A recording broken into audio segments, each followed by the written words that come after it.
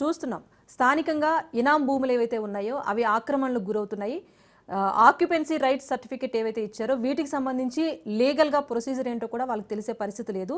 1960-70 కాలంలో వచ్చింది, దానికి సంబంధించి అప్డేషన్ కూడా మా దగ్గర లేదు. సో ధరణిలో రిజిస్ట్రేషన్ కూడా లేదు.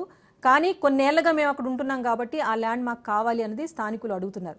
సో దీనిపైన మరి ప్రభుత్వం ఎలా స్పందిస్తుందో చూడాలి. At the same time remaining ఏదైతే 369 ఎకరాల ల్యాండ్ ఉందో ఇందులో ఏవైతే ఇప్పుడు అక్రమ నిర్మాణాలుగా వెలుస్తున్నాయో వాటికి సంబంధించి కూడా ప్రభుత్వం దృష్టి సారించాల్సిన అవసరం అయితే స్పష్టంగా కనిపిస్తోంది. ఎందుకంటే ఇది పూర్తిగా ప్రభుత్వ భూమి. ఇక్కడ కూడా నకిలీ ఓఆర్సీలు క్రియేట్ చేసి మరి నిర్మాణాలు చేపడుతున్నారన్న అంశం కూడా తెర మీదకి వచ్చింది. మనం చూస్తున్నాం లైవ్లోనే అక్కడ రేకుల షెడ్లు వేశారు, అలాగే తవ్వకాలు జరిపారు. కొంతమంది రియల్టర్లు కూడా ఆక్రమణకు పాల్పడుతున్నారు. వాళ్లకు నకిలీ కేటుగాలకు కూడా కలెక్టర్లు ఎంఆర్ఓ వీళ్ళు సపోర్ట్ చేస్తున్నారని చెప్తున్నారు. గతంలో ఎవరైతే ఇలా సపోర్ట్ చేసి గత ప్రభుత్వ హయాంలో కొంతమంది అక్కడ భూములను కబ్జా చేసే ప్రయత్నం చేస్తున్నారో వారిపైన కూడా బెదిరింపులు వస్తున్నాయి. సో ఇక్కడంతా కూడా ఉన్న అనుచరులంతా కూడా ఒక ప్రధాన రాజకీయ నేత, క్యాబినెట్ హోదాలో ఉన్న వ్యక్తి, గతంలో డిప్యూటీ సీఎంగా ఉన్న పర్సన్ దామోదర రాజనరసింహ మీద స్థానికులు అయితే ఆరోపణలు చేస్తున్నారు.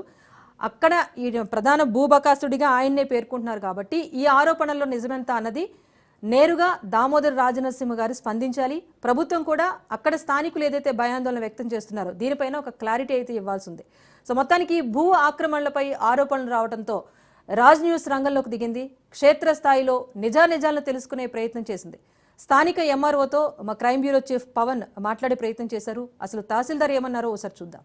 అమీన్పూర్ బొమ్మనకుంట సర్వే నంబర్ 30 యొక్క స్థలం పూర్తిగా వివాదాస్పదంగా మారుతుంది. అయితే ఇదంతా కూడా ప్రభుత్వ స్థలం అని చెప్పి కొందరంటే, మరికొందరు కాదు ఇది ఇనాం భూమి అని చెప్పి కూడా చాలా దీనిపైన కూడా అనేక రకాలుగా ఊహాగానాలు వినిపిస్తున్నాయి. అయితే దీంతో మాట్లాడడానికి మనతో పాటు ఎంఆర్ఓ గారు ఉన్నారు.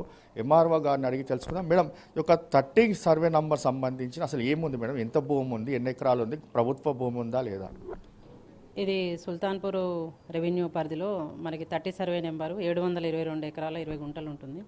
దీంట్లో ఏంటంటే 242 ఎకరాలకు ఆల్రెడీ ఓఆర్సీలు ఇష్యూ చేసినారు. అవన్నీ జెన్యున్గా రైతులకు వచ్చిన ఓఆర్సీలు. తర్వాత అగైన్ 432 ఎకర్స్కి కూడా ఓఆర్సీలు ఇష్యూ చేస్తే అది ఆర్డీఓ ఇష్యూ చేసిన తర్వాత దాన్ని జాయింట్ కలెక్టర్ క్వాష్ చేయడం జరిగింది.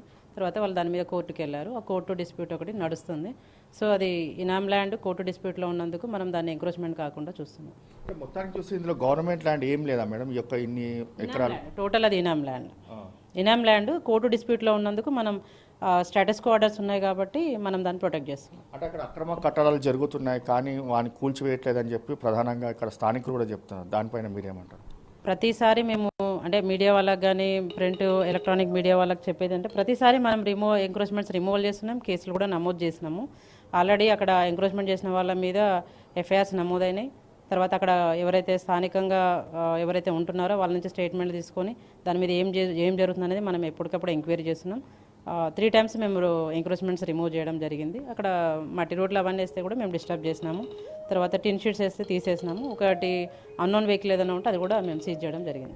పోలీస్ స్టేషన్లో కంప్లైంట్ ఇచ్చారంటున్నారు. అసలు వాళ్ళు ఎవరు పోలీస్ స్టేషన్లో, వారు ఎందుకు ల్యాండ్లోకి వచ్చారు, వారి సంబంధించి విచారణలో ఏం అంటే మనము అక్కడ ఫీల్డ్ మీదకి వెళ్ళినప్పుడు ఇది మీరు ఎందుకు వచ్చారు ఇక్కడికి అన్నప్పుడు అక్కడ ఇదంతా చేస్తుంది ఎవరు అన్నప్పుడు ఒకటి వ్యక్తి పేరు ఏదో సోహెల్ అంటున్నారు. ఆ సోహెల్ అనే వ్యక్తి పేరు వినపడింది. తర్వాత అక్కడ మేము ఫీల్డ్లో అబ్దుల్ వఖారు ఇంకెవరో కమల్ అనే వాళ్ళు ఉన్నారు. మేము వెళ్ళినప్పుడు వాళ్ళ మీద కూడా ఎఫ్ఐఆర్ చేయడం జరిగింది.